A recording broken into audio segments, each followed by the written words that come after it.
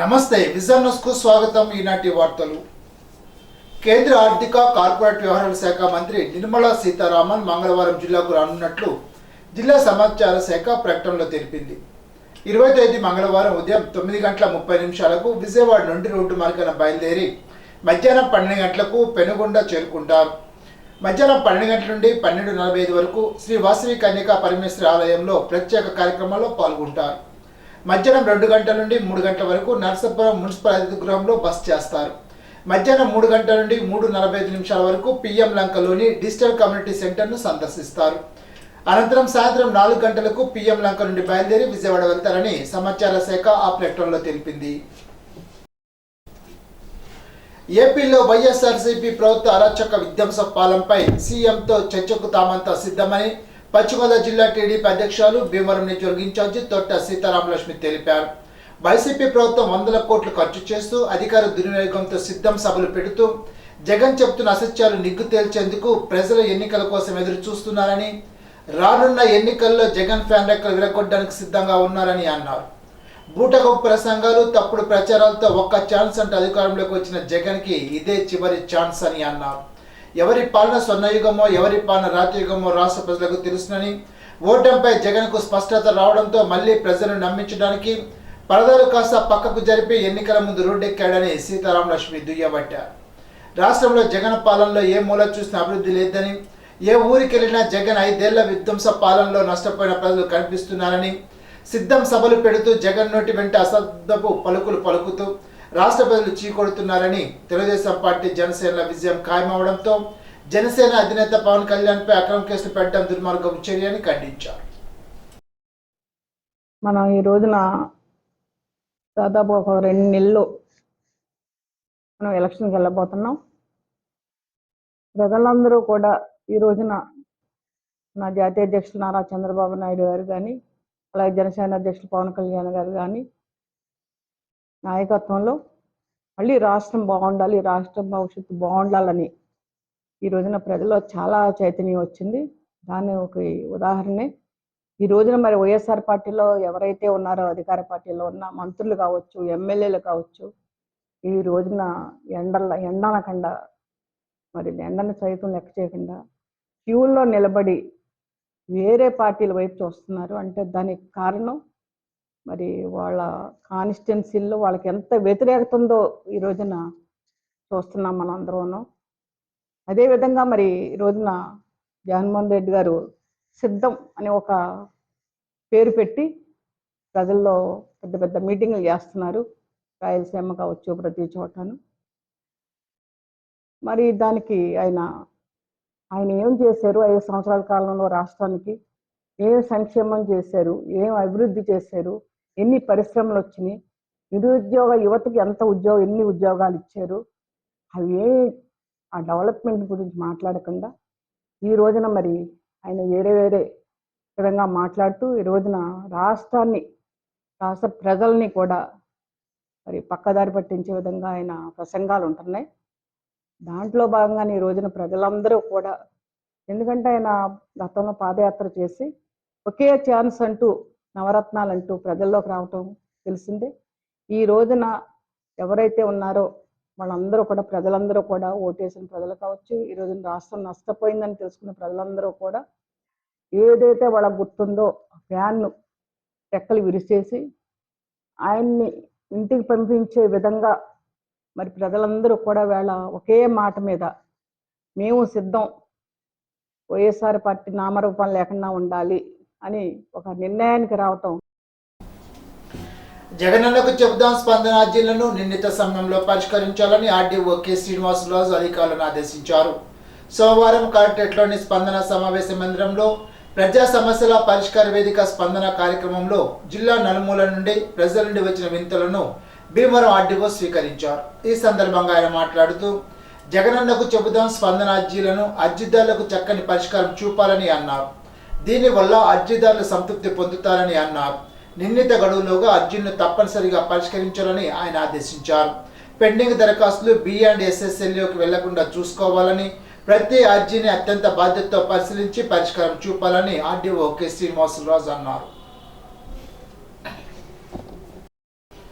ఈ నెల 20వ తేదీన జరగవలసిన జనసేన పార్టీ అధినేత పవన్ కళ్యాణ్ పర్యటన 21వ తేదీకి మార్చడం జరిగిందని జిల్లా ప్రధాన కార్యదర్శి చినమల చంద్రశేఖర్ పాత్రికేయుల సమావేశంలో తెలిపారు.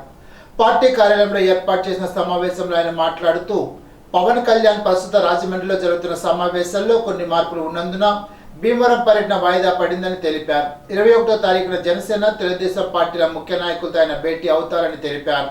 కొంతమంది పవన్ కళ్యాణ్ లోకల్ కాదు నాన్ లోకల్ అని అనడం హాస్యాస్పదమని, పవన్ కళ్యాణ్ భీమవరం లోకల్ పర్సన్ అని తెలిపారు.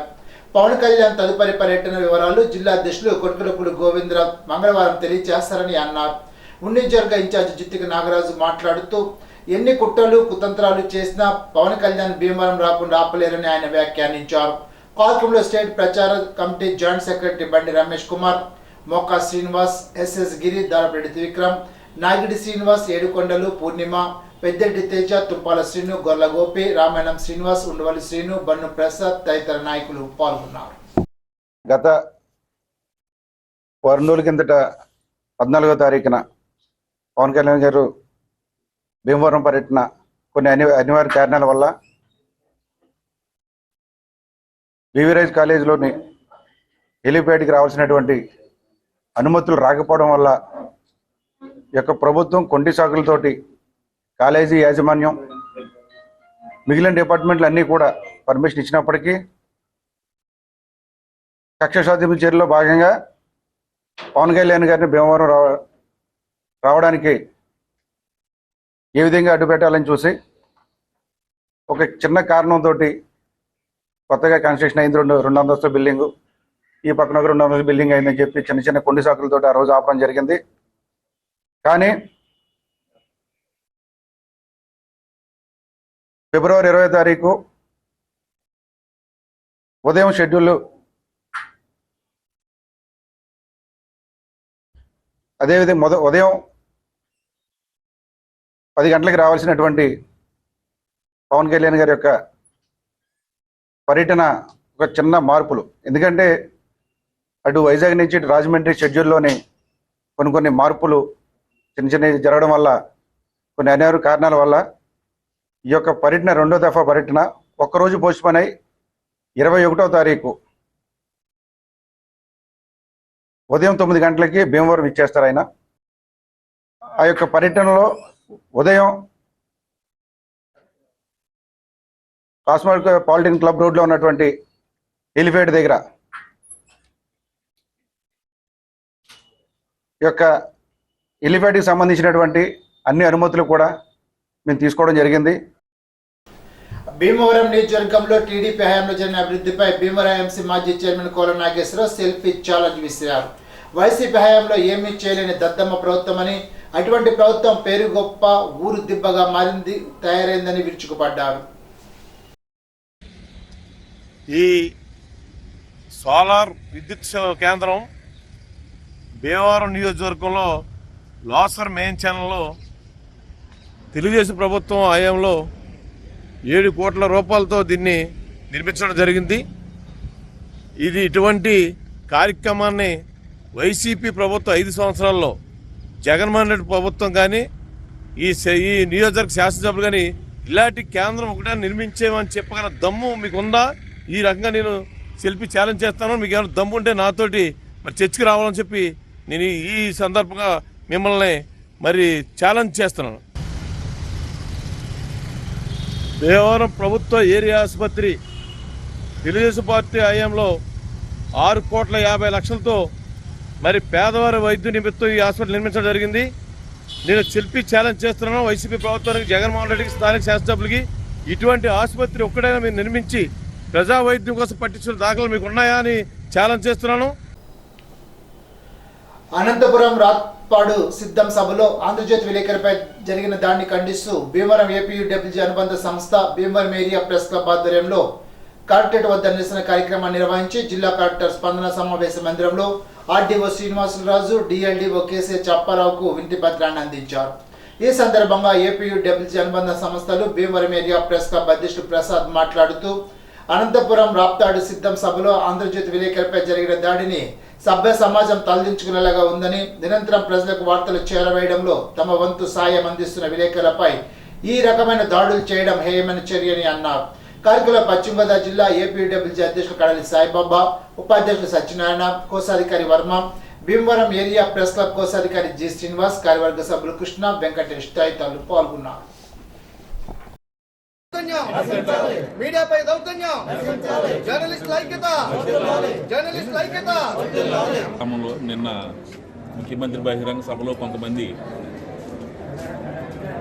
ఆంధ్రజ్యోతి ఏబిఎన్ కెమెరామెన్పై దాడి చేశారు. ఈ సంఘటన చాలా అన్యాయం. ఇటీవల కాలంలో మన జిల్లాలో కూడా 2-3 సంఘటనలు చోటు చేసుకున్నాయి. ఇప్పుడు ప్రస్తుతం ఎన్నికలు సమీపిస్తున్న నేపథ్యంలో మీడియా మీద ఇలాంటి కొంతమంది ఆకతాయిలు ఇటువంటి దాడులకు అది ఉద్దేశపూర్వకమా లేకపోతే కావాలని చేయడం అనే దాని గురించి పక్కన పెడితే ఇలాంటి సంఘటనలు రాకుండా జిల్లా యంత్రాంగం కఠినమైన చర్యలు తీసుకోవాలని చెప్పి ఈరోజు కలెక్టరేట్లో ఏపీడబ్ల్యూజీ తరఫున భీమవరం ఏరియా ప్రెస్ క్లబ్ ప్రతినిధులు అందరం కలిసి ఒక వినతిపత్రం అందజేస్తున్నాం.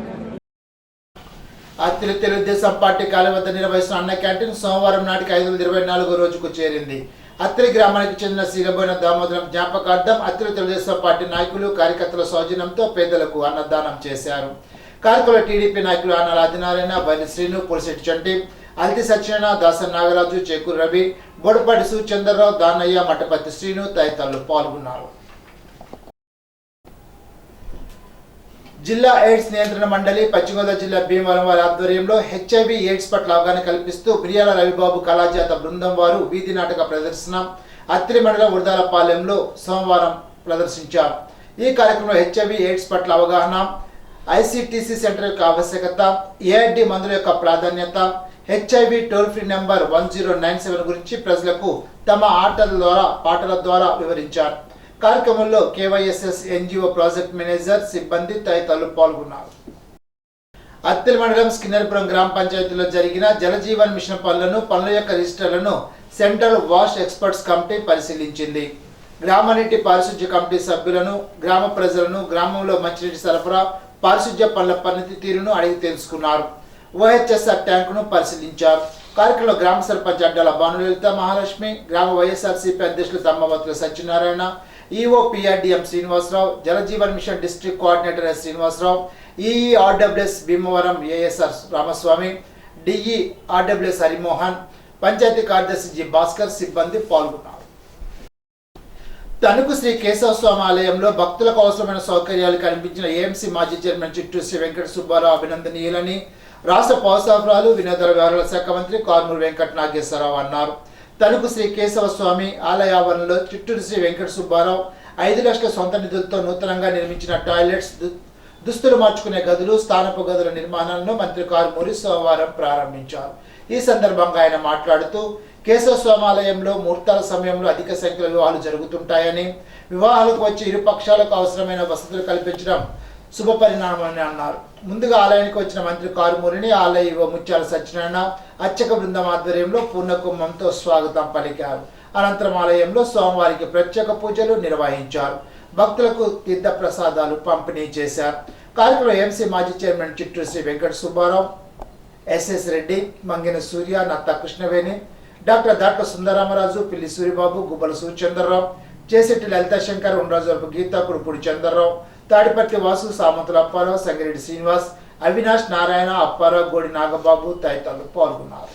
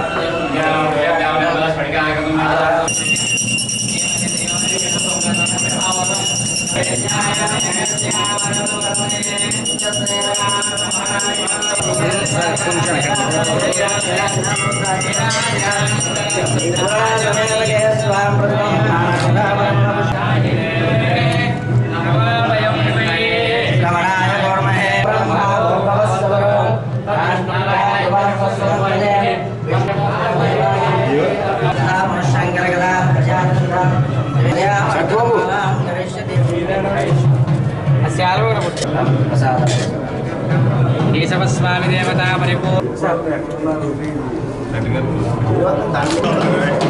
ఊళ్ళో దర్శించుకుని ఇవాళ చిత్తూరు సుబ్బారావు గారి చేతుల మీద ఇక్కడ పెళ్ళిళ్ళు చాలా అవుతాయి. ఎన్ని పెళ్ళిళ్ళు అంటే లెక్కలేని పెళ్ళిళ్ళు అవుతాయి. కానీ ఇక్కడ వాళ్ళ బట్టలు మార్చుకుంటానికి కూడా కొంచెం కష్టంగా ఉండే పరిస్థితి. దానికి ఆ మార్చుకునే రూములు కూడా లేవని నాకు తెలియదు. సుబ్బారావు తెలుసుకుని వెంటనే మగ పెళ్లి వారికి 2 రూములు, బట్టలు మార్చుకునే రూములు 2 కట్టించడం జరిగింది. ఆడ పెళ్లి కూతుర్లకు 2 రూములు కట్టించడం జరిగింది. అలాగే టాయిలెట్స్ అన్నది లేవు. చాలా ఇంపార్టెంట్. టాయిలెట్స్ అన్నది లేకపోవడం చాలా ఇబ్బంది ఉంటుంది. దాన్ని గమనించి ఆయన స్నానాల గదులు, బాత్రూమ్లు కూడా కట్టించి ఏర్పాటు చేసిన చాలా సంతోషిస్తున్నాను. దగ్గర 5 లక్షల రూపాయలతో వ్యయంతో ఈ ఖర్చు ఇంకా అంటే 5 లక్షలు దాటుతుంది. అది ఇంకెంతవుతుందో లెక్క తెలియాలి.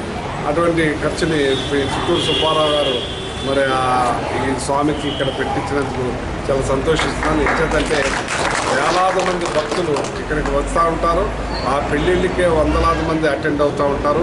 అలా వేలాది మంది అవుతారు. కాబట్టి అటువంటి కార్యక్రమాన్ని, మహత్తర కార్యక్రమం, ఎన్నో కార్యక్రమాలు చేస్తాం.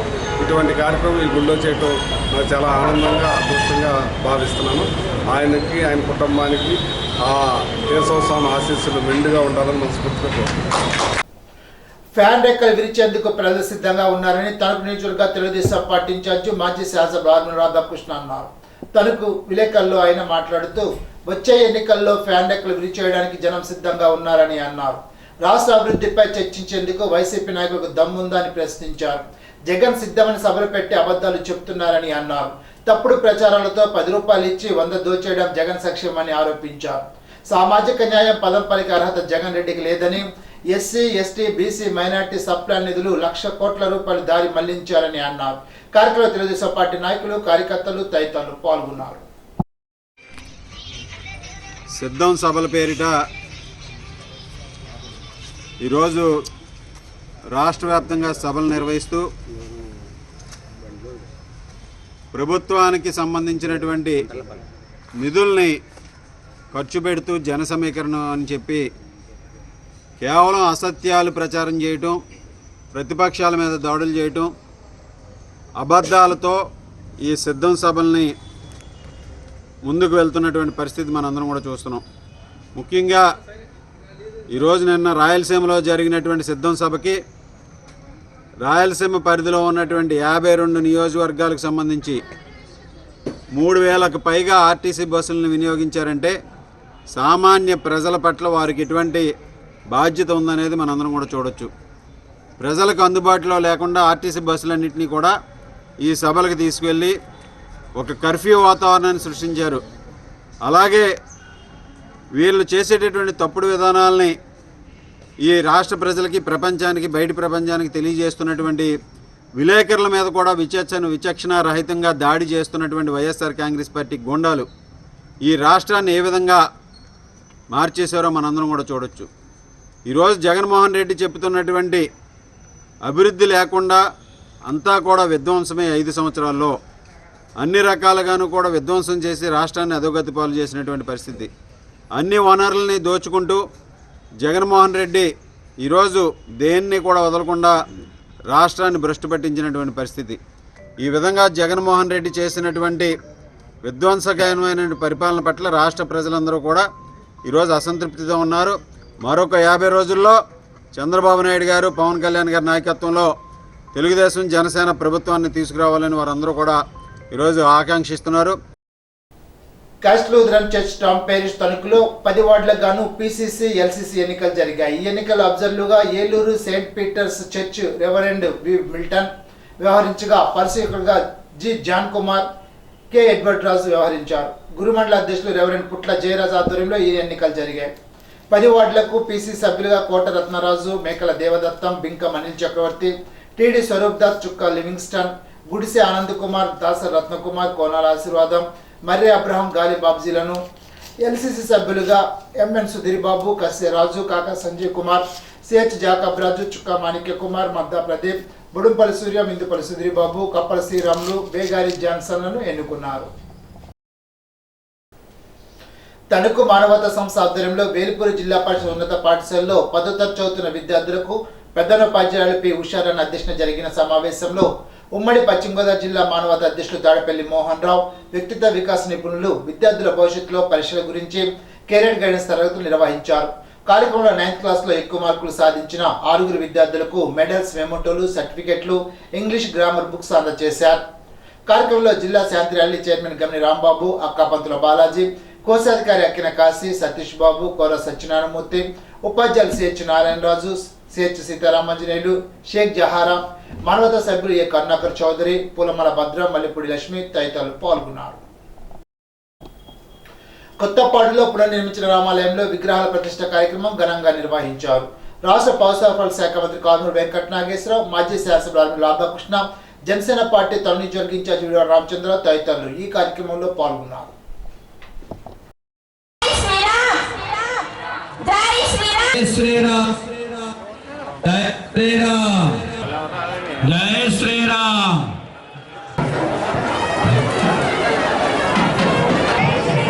జై శ్రీరామ్, జై శ్రీరామ్. ఓం శ్రీరామ్ రామాయ నమః. ఓం శ్రీరామ్ రామాయ నమః. ఓం శ్రీరామ్ రామాయ నమః. ఓం శ్రీరామ్ రామాయ నమః. ఓం శ్రీరామ్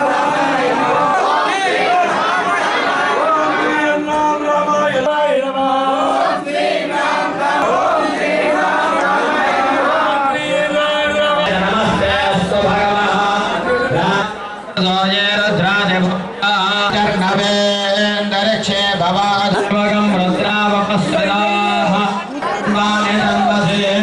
రామాయ నమః.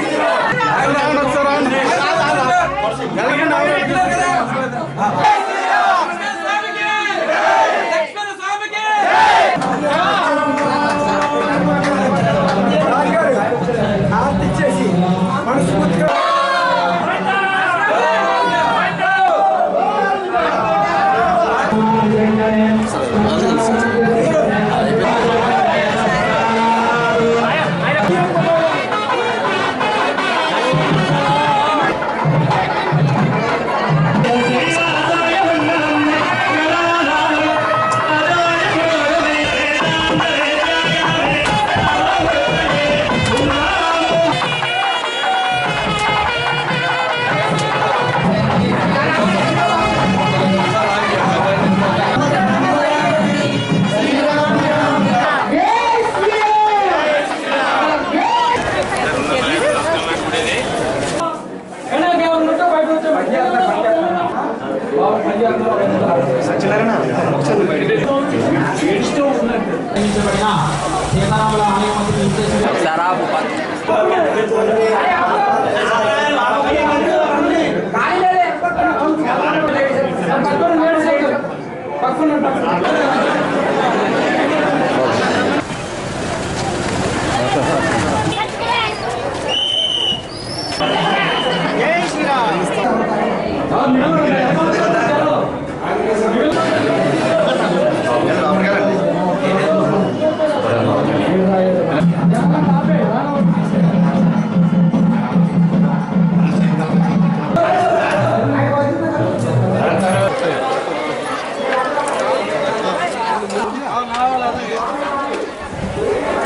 శ్రీరామ్